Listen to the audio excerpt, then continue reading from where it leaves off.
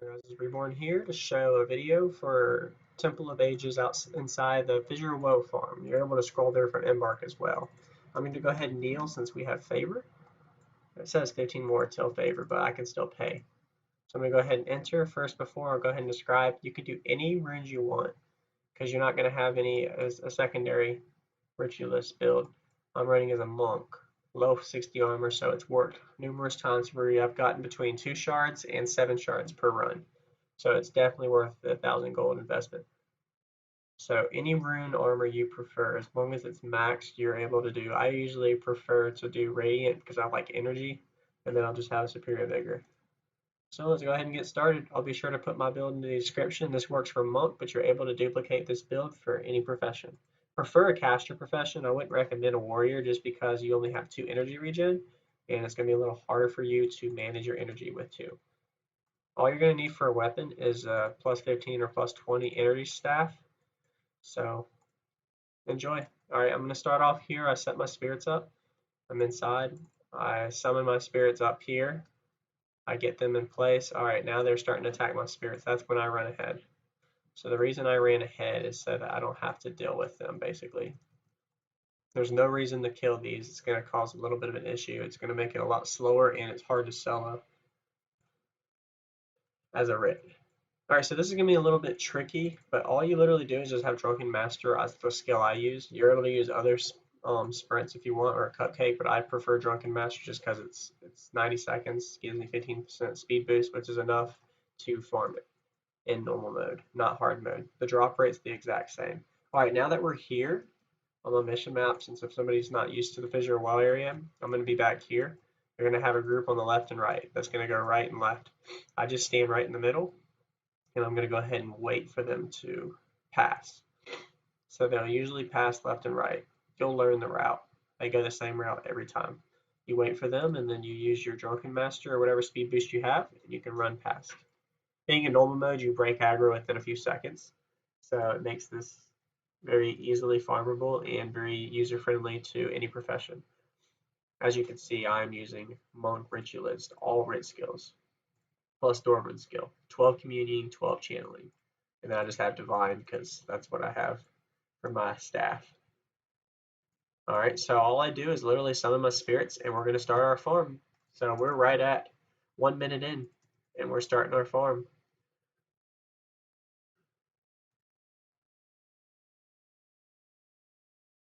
Already a Gloom Seed. I always savage the Gloom Seed, so I'll show y'all what y'all get out of it. You get plant fibers. And then you can savage anything else you get. You get plenty of drops. Nice gold sometimes. Usually I get 1 chest per run, sometimes 2, but always a spawn somewhere around that area. So it's a nice little quick chest that you get. So always make sure your spirits are front line. If you have a ritualist, this definitely is the most overpowered as a ritualist because you can do 16 channeling and 13 or 14 communing, so you would do a lot more benefit. Plus, you can run spawning power for a little bit extra health on your spirits. So if you have a ritualist, would definitely be preferred. But this guide is to show you, hey, this is what you can do with a non-ritualist farm. So any profession / ritualist. So this guy's trying to follow me, he's being a little annoying, so I'm going to go ahead and summon spirits back. These are the ones you got to be careful of. Scales, they use life transfer on you. It will cause aggro and it can hurt us. So you got to make sure, another thing I know, see how these enemies are running up? You got to make sure you don't aggro them so you learn your route. See, they came right to the edge of this corner usually, and then they'll sprout back. So you're safe as long as you stay ahead of them. Because the enemies that we had sprout left and right, they come back in their zone. So we should be safe though. Alright, so now that we've gotten that, we just finish off this last scale, and then we should be fine. Let me make it. There we go, we finished him off. So I have low health, as y'all can see. I'm only 44 and 55. Obviously, if you're running more of a health HP ruined armor, you'd have more like 550, 600, but I'm running a high energy, and that's why my health is so low, but it still works great for what it is. So now our main goal of farming are these Snarling Driftwoods. The Snarling Driftwoods are the ones that I've noticed have dropped the most majority of my Obsidian Shards. I actually don't even really realize if I know that the scales drop shards. I'm pretty sure they do. I haven't done this farm for a while, but I figured to share this. But it's literally this easy. So you're literally just going to go in here and farm all these driftwoods, scales, driders, solo as a any profession ritualist. And you just go in, maintain your armor of unfeeling for your spirits, and you will kill. If you want, you can use a bow to pull aggro bubbles. I prefer to kill the driftwoods first because they're patrols. They patrol a lot more than the others. Make sure you use painful bond so your spirits can attack and do a little more damage as well. And this is really the gist of this farm.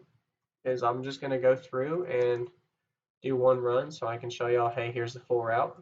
But this is the gist of how to farm Obsidian Shards as well as gloom, whatever that thing is called. The gloom seeds for plant fibers, usually between 150 and 250 per run, which is actually pretty nice. So I mean that's almost a stack of plant fibers a run if you kill all of them. So all right.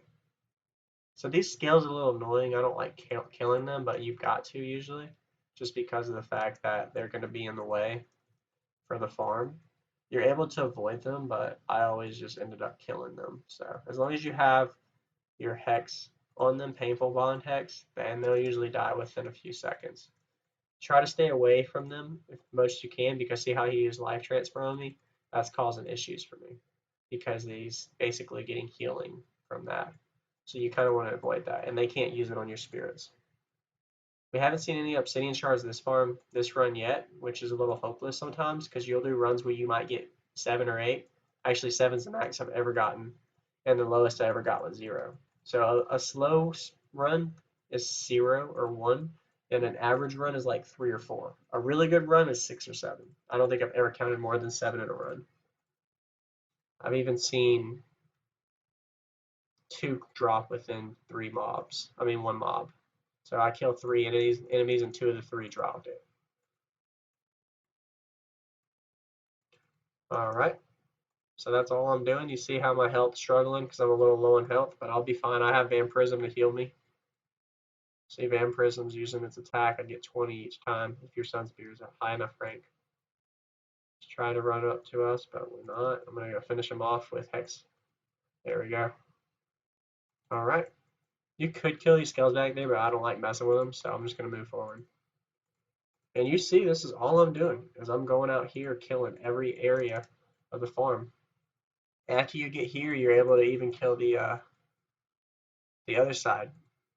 I know you can kill spiders as well. You spawn the spiders and you do them. It's just you have to do a little trick with them, and I'll show you all that trick.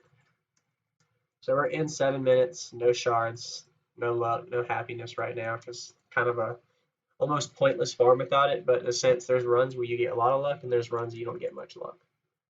As well as the Guild Wars has kind of turned down the drop rate lately, so it's not really as successful for the drops to be for Obsidian Shards like it used to be, because I think it's overbotted now. So y'all see the gist of this. Let me go ahead and show y'all the final part, but all of this down here you're able to farm. You can follow all the way down and you'll just continually kill no more than 3 to 4 enemies per group. If you get more than 3 to 4, then you're most likely going to over aggro and then you're going to end up dying or wiping. So you definitely got to be careful there. All right, see how the driftwoods were patrolling and they came right into me? So we're in business there. Maintain armor of unfailing on your spirits. And notice I have no pecans and I just have a staff, and my energy management's a little messy, but it keeps up. There's some I always merch the shadow bows. I mean a couple hundred gold per run. Same with the ram hammers and other whites that drop. And you get glittering dust here as well.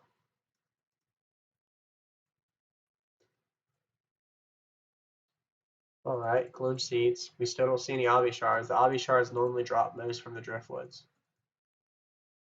I would like to see at least 1 drop of an obby shard for this video guide to show y'all exactly, hey, what you're expected to be farming the shards, so you would expect them to drop. But we have no luck yet. Unfortunately, that happens.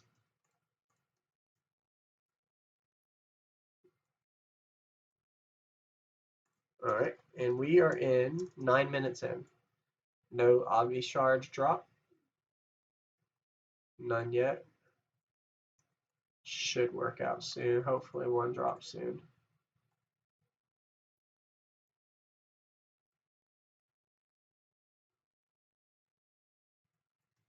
There we go. All right, now we're on to the cave soon. Up here, I was talking about the cave where you can kill. So I'll show you all the cave. This is where you kill the spiders. You can spawn them and you can kill them as well. But there's a way to kill them where you don't get attacked, so you have to use this wall to kind of block the rangers. Let's finish these off and then we're able to do that.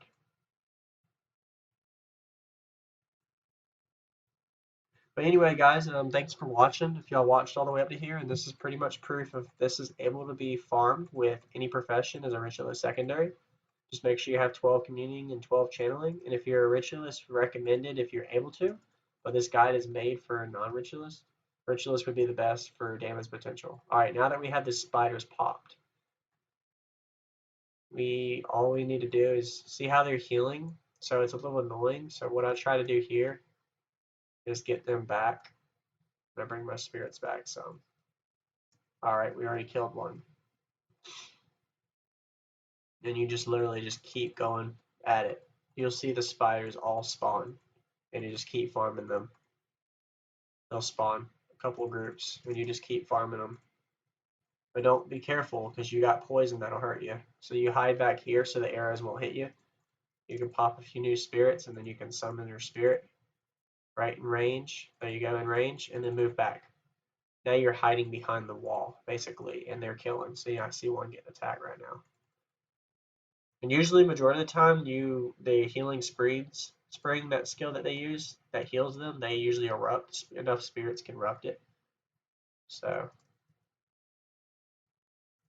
let me remake my spirits and then hide back before I die. And that's the gist of the run. So, if y'all haven't yet already, subscribe. Thanks for watching. And this is the guide for Fissure Woe Obsidian Farm, the easy way as a Rit. Sorry for no Obsidian Shards drops this run, but hopefully there'll be some in future runs if you guys are doing it. If y'all try it. Good luck.